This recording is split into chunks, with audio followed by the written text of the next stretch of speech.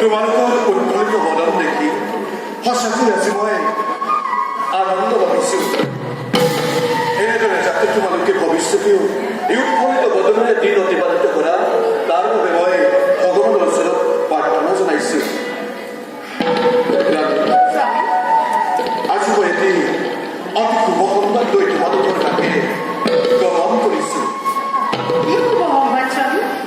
ৰামী, আমি যি উপায়ৰে চিন্তা কৰি কৰি অতদিন হৰিক আৰাধনা কৰিছিলোঁ, অতদিন আমি এই উপায়ৰ বাবে শত পথ সন্ধান কৰিছিলোঁ, সেই কথাটি গৌতম মুনিয়ে আমাক দি গ'ল।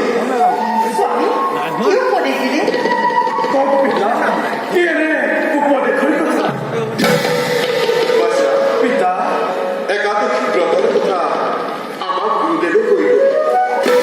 সেই ব্ৰতৰ দ্বাৰা অযোধ্যা ৰাজ্যৰ বাকী প্ৰতিজনে আজি নিশ্চিত মৃত্যু বৰণ কৰিও স্বৰ্গসুখ লাভ কৰিব পাৰিব।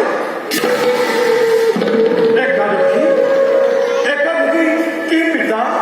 ভালদৰে বুজাই কোৱা। নিশ্চয় কম। একাদশী ব্ৰত হৈছে এটা এনে মহান ব্ৰত, যাৰ দ্বাৰা শৰীৰৰ এফেলটো ইয়াত থাকি গ'লেও নিজৰ আত্মা গৈ স্বৰ্গত স্থাপন হ'ব। কি যে অতি আনন্দৰ কথা পিতা।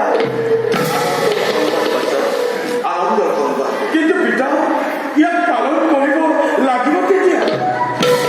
শুনা বচা, পিতা, একাদশী ব্ৰত পালন কৰাৰে সময় হৈছে শুক্লা দশমী আৰু কৃষ্ণ দশমীৰ তিথি।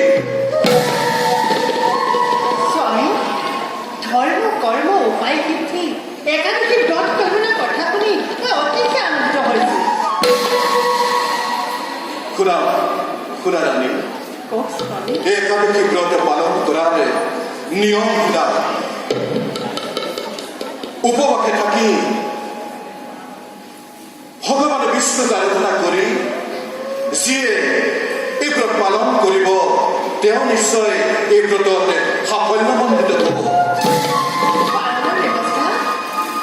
তাৰ ব্যৱস্থা আছে। শুনা, আমি হৰি বিষ্ণুৰ মন্দিৰত কীৰ্তন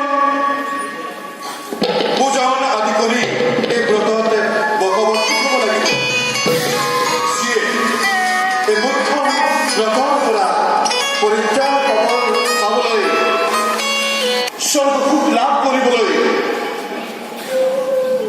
যি চিন্তা কৰিব, সিও এই ব্ৰত পালন কৰি স্বৰ্গসুখ লাভ কৰিব পাৰিব। স্বামী, তেনেহ'লে আপুনি আদেশে প্ৰদান কৰিব লাগে। নিশ্চয় মই এই আদেশ আমাৰ প্ৰজাৰ মাজতে প্ৰদান কৰিবলৈ মন্ত্ৰী আৰু সেনাপতিক আদেশ দিছোঁ। আমিও এই কাৰ্যতে অংশগ্ৰহণ কৰোঁ। বলক পিতা। বলক